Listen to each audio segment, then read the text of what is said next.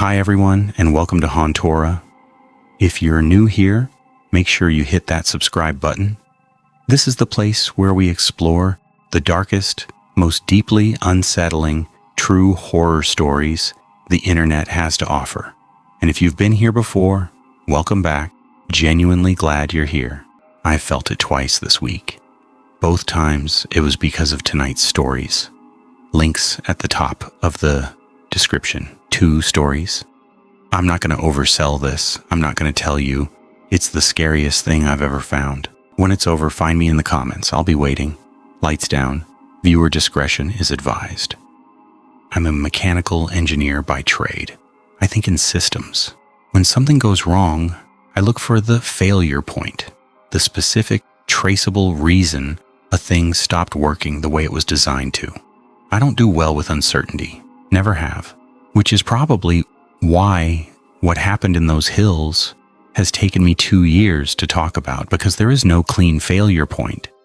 Just a sequence of events that doesn't resolve into anything comfortable. 4 of us went out on a long weekend in October. A wilderness area in the West Virginia highlands. Remote, exposed. The kind of high-altitude bog terrain that looks like something transplanted from another country. Chest-high shrubs, wind-bent trees, fog that moves in fast and sits low. We'd planned a 3-day loop, about 22 miles total. Nothing technical, just 4 guys who needed to be somewhere without cell service for a few days. The first day was clean, cold, which we'd expected, with a flat gray sky that kept threatening rain and never followed through. We covered 9 miles and made camp in a low depression that blocked the wind and felt, for the first night at least, like exactly the right decision. It was Ryan who noticed it first, on the morning of day 2.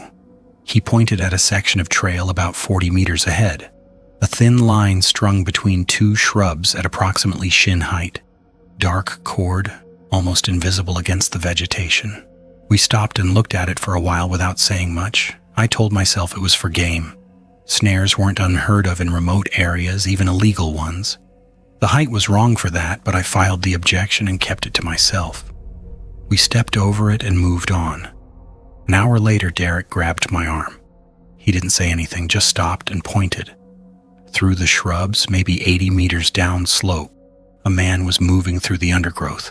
He was large, heavy through the shoulders, dark jacket, moving with the slow and deliberate pace of someone who wasn't concerned about being seen. He was dragging something behind him. Low to the ground, heavy. The shape of it was wrong in a way that took me a second to process and then hit me all at once. It was a person. Arms trailing, head down, nobody spoke. 4 grown men and nobody made a sound.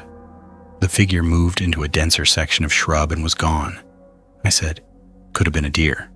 The words came out flat. Nobody agreed with me. Nobody argued either. We moved. Fast, back the way we came, no discussion about it. That was just what happened. The trail back was narrow and the fog had started coming in, and within 20 minutes visibility was down to maybe 30 feet in any direction. I was running the math in my head. Distance to the trailhead, daylight remaining, whether we were making enough noise to signal we weren't worth following, whether that was even the right instinct. Then Marcus, who was leading, stopped so suddenly I walked into him. Another wire, strung across the trail at knee height. This one had something tied to it, a strip of fabric, dark, knotted at the center. It hadn't been there on the way in. We'd walked this trail that morning. We went off trail, due east by compass through open shrub, away from the path entirely, covering ground as fast as the terrain allowed. I kept looking back, fog and vegetation and the sound of our own movement. At one point I heard something behind us. Not footsteps, more like the slow displacement of brush. Once, then nothing.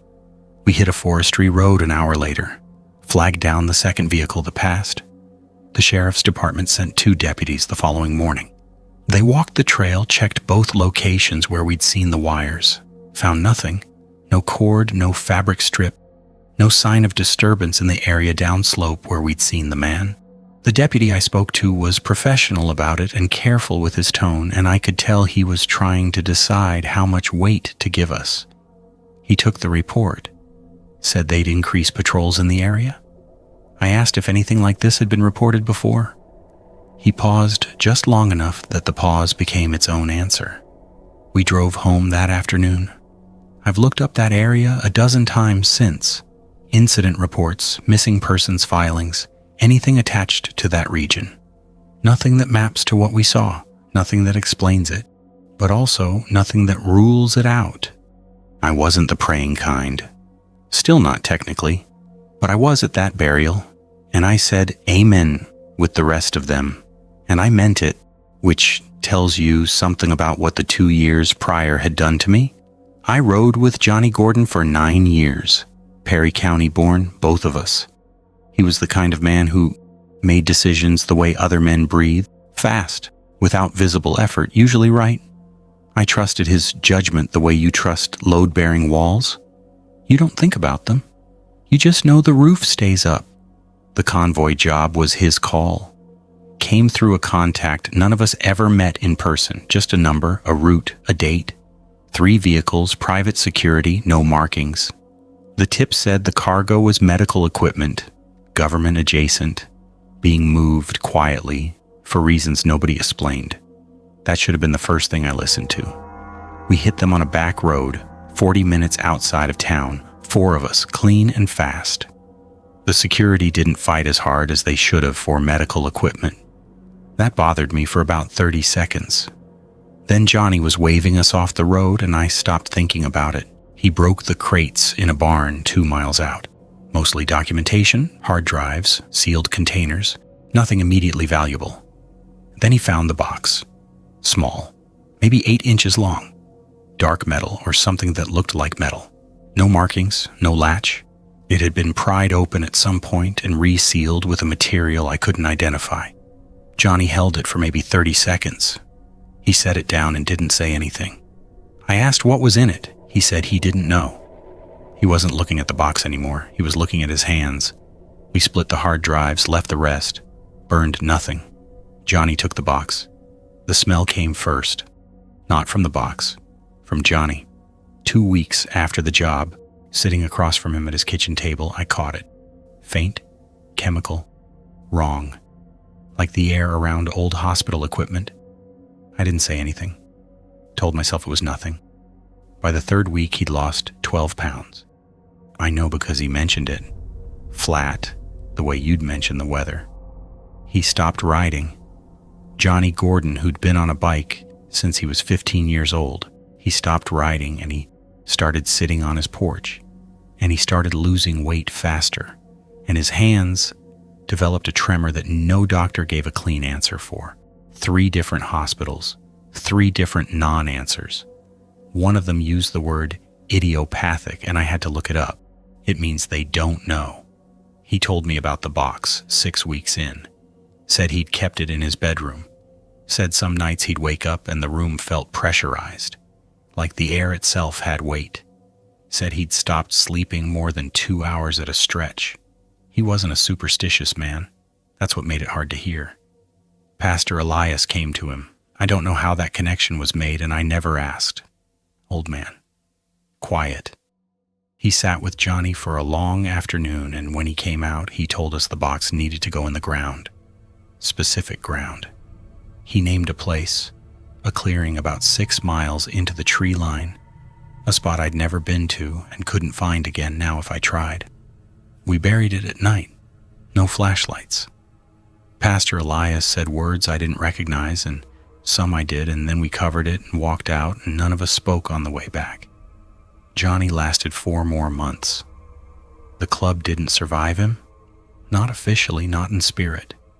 We scattered the way groups do when the center doesn't hold. I haven't spoken to most of them in years. The contact number that sourced the job was disconnected within a week of Johnny getting sick. The convoy, the vehicles, the security. No reports, no filings. Nothing I could find anywhere it should have been. Whatever was in that box, someone had been moving it carefully. Someone had been keeping it contained. I try not to think about what it means that they stopped looking for it.